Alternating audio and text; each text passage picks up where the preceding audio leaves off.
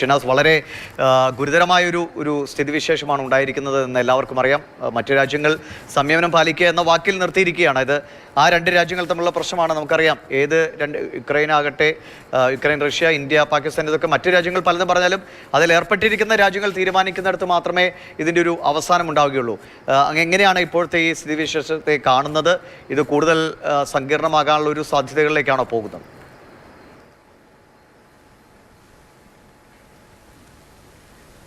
നോക്കൂ, അമേരിക്കയും ഇറാനും തമ്മിലുള്ള ആണവ ചർച്ചകൾ പരാജയപ്പെട്ടു.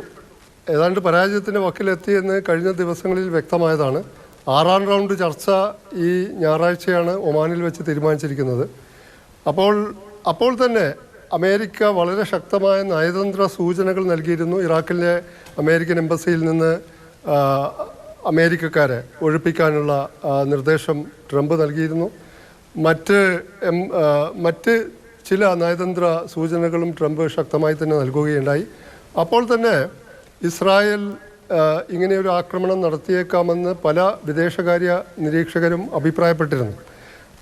ഇത്ര പെട്ടെന്ന് അത് നടക്കുമെന്ന് അവരിൽ പലരും കരുതിയിരുന്നില്ലെങ്കിലും ഇന്ന് പുലർച്ചെ ഇസ്രായേൽ നടത്തിയ ആക്രമണം അഭൂതപൂർവവും ആപൽക്കരവുമാണ്. കാരണം എന്താണെന്ന് വെച്ചാൽ, ഇസ്രായേൽ ഇതുവരെ കഴിഞ്ഞ 2004 ഒക്ടോബർ 1 ഇസ്മായിൽ ഹനിയ, ഹമാസിൻ്റെ നേതാവ്, ടെഹ്റാൻ്റെ ഏറ്റവും സുരക്ഷാ മേഖലയിലെ കെട്ടിടത്തിൽ വെച്ച് അദ്ദേഹത്തിൻ്റെ മാത്രം മുറിയിൽ സ്ഫോടനം നടത്തി ഇസ്രായേൽ വധിക്കുകയുണ്ടായി.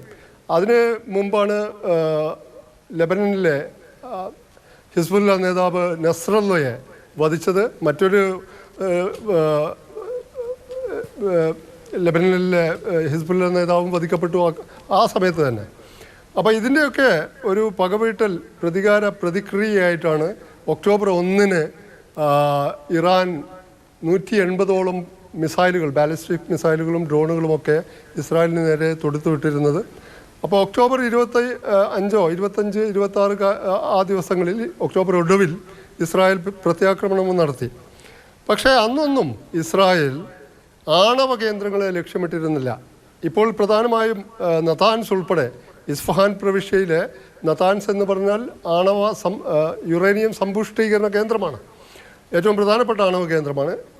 ഈ നതാൻസ് ഉൾപ്പെടെയുള്ള ആണവ കേന്ദ്രങ്ങളിൽ ഏതാണ്ട് 12ഓളം ആണവ കേന്ദ്രങ്ങൾ നതാൻസ് ആക്രമിച്ചു എന്നുള്ളത് സത്യത്തിൽ ആശങ്കയോടുകൂടിയാണ് ലോകം കേട്ടത്. IAEA തന്നെ അതിനെ അപലപിക്കുകയും ചെയ്തു. അടിയന്തര സാഹചര്യം എന്തായിരിക്കുമെന്നാണ് താങ്കൾ വിചാരിക്കുന്നത്? IAEA തന്നെ പറയുന്ന ഒരു കാര്യം, ഇപ്പോൾ 60% പ്യൂരിറ്റിയുള്ള യുറേനിയം കയ്യിലുണ്ട് ഇറാനെ സംബന്ധിച്ച് എന്നുള്ളതാണ്. അതായത് അവർ ദിവസങ്ങൾക്കുള്ളിൽ ഒരു ബോംബ് ഉണ്ടാക്കും. 15ലധികം ആണവ ബോംബുകൾ ഉണ്ടാക്കാനുള്ള കേപ്പബിലിറ്റി ഇറാൻ നേടിയിരിക്കുന്നു. അവർ ദിവസങ്ങൾക്കുള്ളിൽ ആണവ ബോംബുകൾ ഉണ്ടാക്കും. അത് ഇസ്രായേലിനെ സംബന്ധിച്ച് ഞങ്ങളുടെ എക്സിസ്റ്റൻസിന് തന്നെ ഭീഷണിയാണ്, അതുകൊണ്ട് ആക്രമിക്കുന്നു എന്നുള്ളതാണ് ഇസ്രായേലിന്റെ ന്യായം. അത് വിശ്വസനീയമാണോ?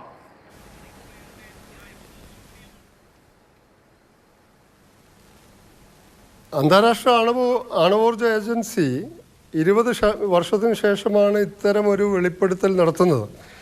60% സമ്പുഷ്ടീകരിച്ച യുറേനിയം ഇറാൻ്റെ കൈവശമുണ്ടെന്ന് അവർ പറയുന്നു. ഇറാൻ പല കാര്യങ്ങളും ഒളിച്ചു വെക്കുന്നു എന്ന് ആ റിപ്പോർട്ടിൽ അങ്ങനെയാണല്ലോ ഉള്ളത്. ഇറാൻ പല കാര്യങ്ങളും ഒളിച്ചു വെക്കുന്നു, പല സ്ഥലങ്ങളിലേക്കും ഞങ്ങളെ കൊണ്ടുപോയില്ല, സമ്പുഷ്ടീകരണത്തിൻ്റെ വ്യക്തമായ തെളിവുകൾ അല്ലെങ്കിൽ കണക്കുകൾ നൽകിയില്ല. ഏതായാലും ഒരു കാര്യം വ്യക്തമാണ്, ഇറാൻ സിവിലിയൻ കാര്യങ്ങൾക്ക് മാത്രമല്ല ആണവ നിലയങ്ങളും ആണവോർജവും ആണവ സാങ്കേതിക വിദ്യയും ഉണ്ടാക്കുന്നത് അല്ലെങ്കിൽ നിർമ്മിക്കുന്നത്. ഇറാൻ്റെ ലക്ഷ്യം അണ്വായുധങ്ങൾ ഉണ്ടാക്കുക എന്നതുമാണ്. അപ്പോൾ ഇസ്രായേൽ തന്നെ കുറച്ച് മുമ്പ് ഈ കഴിഞ്ഞ ദിവസം വ്യക്തമാക്കിയതുപോലെ ഇറാന് 5-8 ബോംബുകൾ നിർമ്മിക്കാനുള്ള സമ്പുഷ്ടീകരിച്ച യുറേനിയം കൈവശമുണ്ട് എന്ന് പറയുന്നത് മിക്കവാറും ശരിയായിരിക്കും. കാരണം ഇസ്രായേലിൻ്റെ ചാര സംവിധാനം അത്രമേൽ സൂക്ഷ്മ തലത്തിൽ ഇറാനിലുടനീളം വേരുകൾ ആഴ്ത്തിയിട്ടുണ്ട് എന്നതിൻ്റെ ഏറ്റവും വലിയ ദൃഷ്ടാന്തമാണിത്.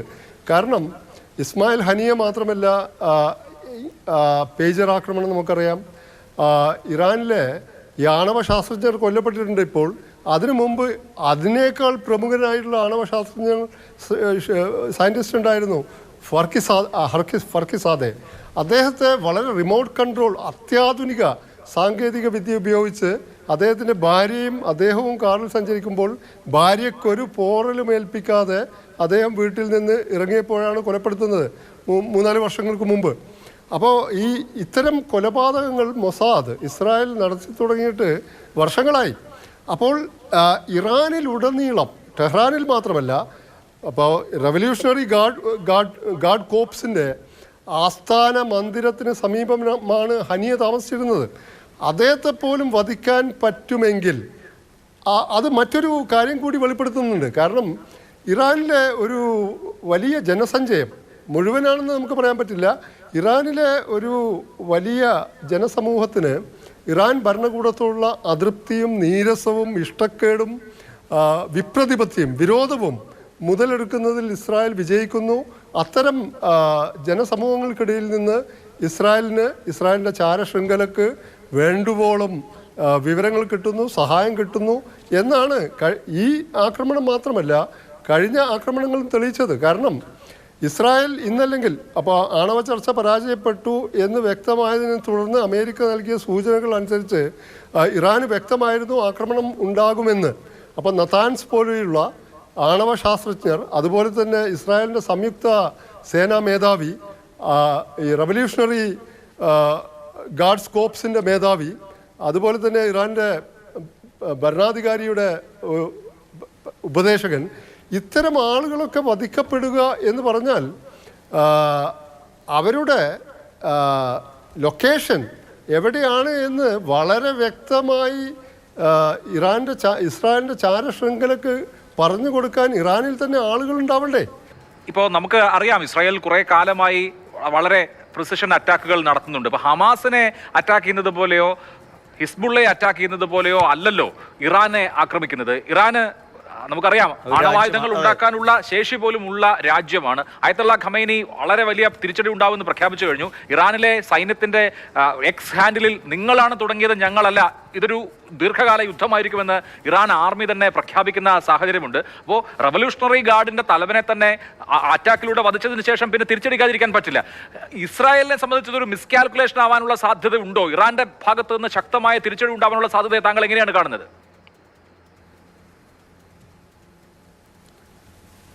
ഇസ്രായേൽ ഈ ആണവ കേന്ദ്രങ്ങളെ ആക്രമിക്കണമെന്നത് ഇസ്രായേലിൻ്റെ ദീർഘകാല പദ്ധതിയായിരുന്നു. അവർ തന്നെ പറയുന്നത് കുറേ വർഷങ്ങളായി ആസൂത്രണം ചെയ്ത് നടപ്പാക്കിയതാണ്. അപ്പോൾ അത് ഇന്ന് രാവിലെയാണ് നടപ്പാക്കിയത് പുലർച്ചെ. അപ്പോൾ ഇസ്രായേൽ ഇന്നല്ലെങ്കിൽ നാളെ ആണവ കേന്ദ്രങ്ങളെ ആക്രമിക്കും എന്നുള്ളത് ലോകത്തിന് മൊത്തം അറിയാമായിരുന്നു. ഇപ്പോൾ മാർക്കോ റൂബിയോ പറഞ്ഞത്, അമേരിക്കയുടെ സ്റ്റേറ്റ് സെക്രട്ടറി, ഇസ്രായേൽ നടത്തിയത് ഏകപക്ഷീയമായ ആക്രമണമാണ്, അമേരിക്കക്ക് അതിൽ പങ്കില്ല എന്നാണ്. പക്ഷേ അമേരിക്കക്ക് അറിയാമായിരുന്നു ഇസ്രായേൽ ആക്രമണം നടത്തും എന്നത്. അല്ല, അമേരിക്കയുടെ 11 മിനിറ്റ് മുൻപ് ട്രൂത്ത് സോഷ്യലിൽ ഡൊണാൾഡ് ട്രംപിന്റെ പോസ്റ്റ് വന്നത്, 2 months ago I gave Iran a 60-day ultimatum to make a deal. They should have done it. Today is day 61. I told them what to do, but they just couldn't get there. Now they have perhaps a second chance. അപ്പോൾ ഇത് കൃത്യമായി അറിയാമായിരുന്നു. ഇനി ഒരു രണ്ടാം chance ഉണ്ടോ? Iran ഈ ഉടമ്പടിക്ക് തയ്യാറാക്കണം എന്ന ഒരു തരത്തിലുള്ള ഒരു ഭീഷണി കൂടി അമേരിക്കയുടെ ഭാഗത്തു നിന്നും വരുന്നുണ്ട്. അതുമാകാം. കാരണം ഞായറാഴ്ച നടക്കുന്ന ചർച്ചകളിൽ ഈ ആക്രമണത്തിൻ്റെ ചർച്ച തന്നെ നടക്കുമോ എന്ന് കണ്ടറിയണം. ഇറാൻ ആ ചർച്ച തുടരാൻ ആഗ്രഹിക്കുന്നുണ്ടോ? അപ്പോൾ ഇതിൽ ഒരു കാര്യം ശ്രദ്ധിക്കേണ്ടത്, ഈ അമേരിക്കക്ക് അറിയാമായിരുന്നു ഇപ്പോൾ 51-ാം ദിവസം ഇസ്രായേൽ ആക്രമിച്ചു. അങ്ങനെയുള്ള ഒരു സമ്മർദ്ദ തന്ത്രവുമായി കൂടുന്നില്ല. പക്ഷേ ഇറാന് കിട്ടിയത് വലിയ തോതിലുള്ള പ്രഹരമാണ്, ചെറിയതൊന്നുമല്ല. അപ്പോൾ ഇറാന് അടങ്ങിയിരിക്കാനാവില്ല. പക്ഷേ ഇറാൻ എത്രത്തോളം ഇപ്പം അമേരിക്കൻ ഫെസിലിറ്റീസ്, സൈനിക ആസ്ഥാനങ്ങളെ ആക്രമിക്കരുത്, അത് വലിയ പ്രത്യാഘാതമുണ്ടാക്കുമെന്നൊക്കെ ഇവർ രണ്ടുപേരും പറഞ്ഞിട്ടുണ്ട്. അപ്പോൾ ഇറാൻ ആരെ ആക്രമിച്ചാൽ തന്നെ ഇപ്പോൾ കഴിഞ്ഞ പ്രാവശ്യം നമ്മൾ കണ്ടു 99% ഡ്രോണുകളും മിസൈലുകളും ഇൻ്റർസെപ്റ്റ് ചെയ്യപ്പെട്ടു. കാരണം ഇസ്രായേലിന് തന്നെ സ്വന്തമായിട്ട് അയൺ ഡോമുണ്ട്, ആരോ 2, ആരോ 3, അങ്ങനെ ഒരു മൾട്ടി ലെയേർഡ് ആയിട്ടുള്ള പല പാളികളുള്ള വ്യോമ പ്രതിരോധ സംവിധാനമുണ്ട്. ട്രംപ് തന്നെയാണ് ആ മേഖലയിൽ താഡ് എന്ന മറ്റൊരു വ്യോമ പ്രതിരോധ സംവിധാനം സ്ഥാപിച്ചത്. അപ്പോൾ ഇനി ഇറാൻ ഇസ്രായേലിനെതിരെ ആക്രമണം, ഹൈപ്പർസോണിക് മിസൈൽ ഇറാനുണ്ട്. ഹൂത്തികൾ അതാണ് ഉപയോഗിക്കുന്നത്. അപ്പോൾ ഹൂത്തികൾക്ക് ഇറാൻ കൊടുക്കാതെ ഹൈപ്പർസോണിക് മിസൈൽ കിട്ടില്ല. അപ്പോൾ ആ ഹൈപ്പർസോണിക് മിസൈൽ 2 പ്രാവശ്യം ഹൂത്തികൾ പ്രയോഗിച്ചു. ഒരു പ്രാവശ്യം ബെൻ ഗുറിയോൺ വിമാനത്താവളത്തിനടുത്ത് വീണ് വലിയ തോതിൽ വലിയ ആഴത്തിലുള്ള ഗർത്തമൊക്കെ ഉണ്ടായിട്ടുണ്ട്. അത്തരം ആയുധങ്ങളൊക്കെ ഇറാൻ്റെ കൈവശമുണ്ട്. അത് എത്രത്തോളം ഉപയോഗിക്കപ്പെടും, എത്രത്തോളം ഇൻ്റർസെപ്റ്റ് ചെയ്യപ്പെടും, അമേരിക്കയെ ഇതിലേക്ക് വലിച്ചിഴക്കുക എന്നുള്ളത് ഇസ്രായേലിൻ്റെ ഒരു ആവശ്യമാണ്. അപ്പോൾ അമേരിക്കയും കൂടി ഈ യുദ്ധത്തിലേക്ക് വലിച്ചിഴക്കപ്പെടുമോ എന്നുകൂടി കാത്തിരുന്ന് കാണേണ്ടി വരും. കാരണം ഈ ഇറാൻ്റെ ആണവ നിലയങ്ങൾ തകർക്കപ്പെടേണ്ടത്, അല്ലെങ്കിൽ ഇറാനെ ആണവ നിർമുക്തമാക്കേണ്ടത്, നിർവ്യാപനം നടക്കേണ്ടത് ഇസ്രായേലിൻ്റെ മാത്രം ആവശ്യമല്ല. ഏതാനും മാസങ്ങൾക്ക് മുമ്പ് സൗദി അറേബ്യ തന്നെ പറഞ്ഞിരുന്നു, ഈ ഇറാൻ ന്യൂക്ലിയർ കേപ്പബിലിറ്റിയുടെ ത്രഷോൾഡ് കടന്നാൽ ഞങ്ങളും ആണവായുധങ്ങൾ ഉണ്ടാക്കി മാച്ച് ചെയ്യും, എന്നുവെച്ചാൽ ഒത്തൊരുമിച്ചുള്ള ഒരവസ്ഥയുണ്ടാക്കും. അപ്പോൾ ഇറാൻ്റെ ആക്രമണത്തെ സൗദി അറേബ്യയും UAEയും ഒക്കെ അപലപിച്ചിട്ടുണ്ടെങ്കിലും ഇറാനെ വലിയ ശത്രു പക്ഷത്ത് കാണുന്ന ഗൾഫ് രാജ്യങ്ങളിൽ ഏറ്റവും പ്രധാനം സൗദി അറേബ്യയാണ്. സൗദി അറേബ്യയുടെ മുഹമ്മദ് ബിൻ സൽമാൻ്റെ പിതാവായിരുന്ന ഭരണാധികാരി പറഞ്ഞത്, ആദ്യം ഇറാൻ എന്ന സർപ്പത്തിൻ്റെ പത്തി വെട്ടിമാറ്റണം എന്നാണ്. അപ്പോൾ ഇങ്ങനത്തെയുള്ള ചില റീജിയണൽ പ്രാദേശികമായിട്ടുള്ള ഡൈനാമിക്സുമുണ്ട്. അപ്പോൾ ഈ ഇസ്രായേൽ ആക്രമണത്തിൽ പരോക്ഷമായെങ്കിലും സന്തോഷിക്കുന്നുണ്ടാവണം സൗദി അറേബ്യയെ പോലുള്ള രാജ്യങ്ങൾ. അതുകൊണ്ട് വളരെ സങ്കീർണമാണ് ഈ വിഷയം. പെട്ടെന്ന് വളരെ ലളിതമായിട്ട് നമുക്ക് ഈ ഭൗമരാഷ്ട്രീയ സമസ്യകളെ, പ്രത്യേകിച്ച് ഗൾഫ് മേഖലയിലെ ഇറാനും മറ്റ് രാജ്യങ്ങളുമായിട്ടുള്ള ബന്ധം, ഇസ്രായേലുമായിട്ടുള്ള ബന്ധം, അമേരിക്കയുമായിട്ടുള്ള ബന്ധം ഒക്കെ കെട്ടുപിണഞ്ഞ് കിടക്കുന്നതാണ്.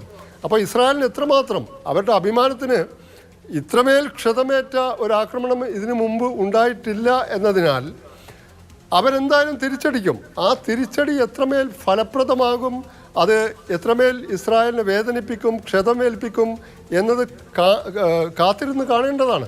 കാരണം അമേരിക്കയും ബ്രിട്ടനും മറ്റ് ചില രാജ്യങ്ങളും ഒക്കെ ഇസ്രായേലിനെ ഇറാൻ ആക്രമണത്തിൽ നിന്ന് പ്രതിരോധിക്കാൻ സഹായിച്ചിരുന്നു.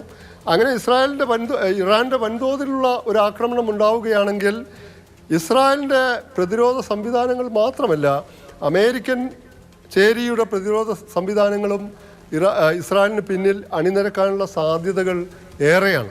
ഇപ്പോൾ തന്നെ ഇറാനിൽ ചില പ്രതിഷേധങ്ങളൊക്കെ നടക്കുന്നു. ഇസ്രായേലിനെതിരെ തിരിച്ചടിക്കണമെന്ന പ്രതിഷേധങ്ങൾ നടക്കുന്നു. മറുഭാഗത്ത് ഇറാൻ എങ്ങനെ ഈ ആക്രമണം പ്ലാൻ ചെയ്തു ഇറാനെതിരെ ഇസ്രായേൽ എന്നാണ്. ഇറാനിലേക്ക് തന്നെ ആയുധങ്ങൾ സ്മഗിൾ ചെയ്ത് എത്തിച്ചുകൊണ്ട് അവിടുത്തെ പ്രതിരോധ സംവിധാനങ്ങളെ അവിടെ വെച്ച് തന്നെ തകർക്കാനുള്ള നിലയിലാണ് ഈ ആക്രമണം നടന്നതെന്നൊക്കെയാണ്. അപ്പോൾ എത്രത്തോളം ഇപ്പോൾ ഒരുപാട് കാലത്തെ പ്ലാനിങ്ങോട് കൂടി നടപ്പാക്കിയതാണ് എന്ന് വ്യക്തമാണ്. കാരണം അത്രയേറെ കൃത്യതയോടുകൂടി ഈ ആക്രമണം നടക്കുമ്പോൾ അപ്പോൾ ഇതിനെ ഇനി പ്രതിരോധിക്കാൻ ഇറാൻ്റെ ഭാഗത്തുനിന്ന് നിലവിലെ ഇറാൻ്റെ എയർഫോഴ്സ് അടക്കം ഇസ്രായേലിൻ്റെ വ്യോമസേനയോട് ഏതെങ്കിലും നിലയിൽ കിടപിടിക്കുന്നതാണോ എന്ന സംശയമുണ്ട്. ഈ ആണവായുധമുണ്ട്, ചില മിസൈലുകളുണ്ട് എന്ന് പറയുന്നതിനപ്പുറം അതിൻ്റെ ഒരു എഫിഷ്യൻസിയെക്കുറിച്ച് സ്വാഭാവികമായിട്ടും ലോകത്തിന് കൂടുതൽ അറിയുമില്ല. അപ്പോൾ അങ്ങനെ ഒരു നേർക്കുനേർ ഒരു പോരാട്ടത്തിലേക്ക് പോകാൻ സാധ്യതയുണ്ടോ, അതോ ചെറിയ തോതിലുള്ള തിരിച്ചടികൾ കൊണ്ട് ഇറാൻ പിൻവലിയാനാണോ സാധ്യത?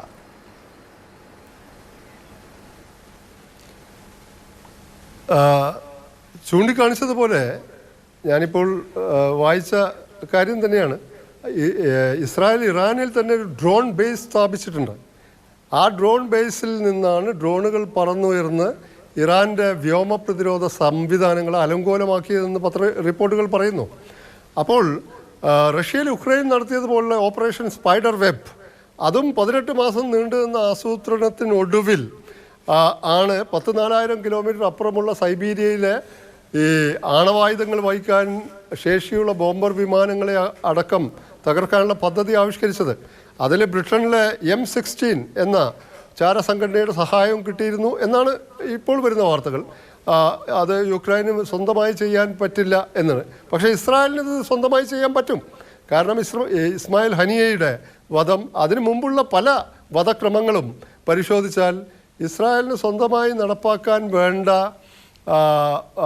ഒരു വലിയ തോതിലുള്ള സംവിധാനങ്ങൾ ഉണ്ട്. അതിന് ഇറാനിലെ ഒരു വിഭാഗം ജനങ്ങളുടെ പിന്തുണ എന്ന് വെച്ചാൽ അങ്ങനെ കാര്യമായിട്ടുള്ള പിന്തുണ കിട്ടാതെ ഇസ്രായേലിൽ ഇറാനിൽ മൊസാദിന് അല്ലെങ്കിൽ ഇസ്രായേൽ ചാര ശൃംഖലയ്ക്ക് ഇറാനിൽ സ്വൈരവിഹാരം ഇപ്പോൾ ടെഹ്റാൻ്റെ ഹൃദയഭൂമിയിൽ തന്നെയാണല്ലോ ഇവർ പ്രവർത്തിക്കുന്നത്. അവരെ ട്രാക്ക് ചെയ്യാനോ പിടികൂടാനോ ഇറാന് സാധിക്കുന്നില്ല എന്ന് വരുന്നത് ഇറാൻ്റെ ബലഹീനതയാണ് കാണിക്കുന്നത്. അപ്പോൾ ഇറാന് ഹൈപ്പർസോണിക് മിസൈലുണ്ട്, വ്യോമ പ്രതിരോധ സംവിധാനങ്ങൾ എത്രമാത്രം പരീക്ഷീണമാണ് എന്നുള്ളത് കൂടി കാണിക്കുന്നു ഈ ആക്രമണം. അപ്പോൾ ഇറാൻ്റെ കയ്യിലുള്ള ഈ ബാലിസ്റ്റിക് മിസൈലും ഹൈപ്പർസോണിക് മിസൈലും ഒക്കെ ഉണ്ടെങ്കിൽ കൂടി അതിനൊക്കെ എത്രമാത്രം വിജയകരമായി ഇത്തരമൊരു ആക്രമണത്തെ ഫലപ്രദമായി ഒരു തിരിച്ചടി നൽകാൻ പറ്റുമെന്നുള്ള കാര്യം കാത്തിരുന്നതിന് കാണണം. കാരണം ഇസ്രായേലിൻ്റെ വ്യോമ പ്രതിരോധ സംവിധാനം ലോകത്തിലെ മികച്ച സംവിധാനങ്ങളിലൊന്നാണ്. അമേരിക്കയുടെ താട് കൂടി അവർക്കുണ്ട്. അമേരിക്കൻ ചേരി കഴിഞ്ഞ പ്രാവശ്യം സഹായിച്ചിട്ടുണ്ട്.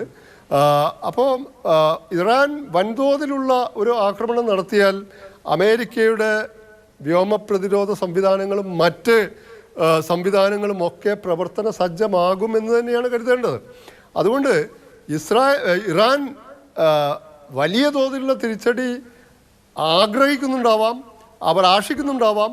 പക്ഷേ അത് എത്രമേൽ ഫലപ്രദമായി ഇസ്രായേൽ മണ്ണിൽ അല്ലെങ്കിൽ ഇസ്രായേലിനെ പിന്തുണക്കുന്ന രാജ്യങ്ങളുടെ താല്പര്യങ്ങൾക്ക് ക്ഷതമേൽപ്പിക്കുന്ന വിധത്തിൽ ഏൽപ്പിക്കാനാവുമെന്ന് ഉള്ള കാര്യം കണ്ടു തന്നെ അറിയണം. കാരണം ഇസ്രായേൽ ഇപ്പോൾ വലിയ തോതിലുള്ള ആക്രമണമാണ് നടത്തിയിരിക്കുന്നത്.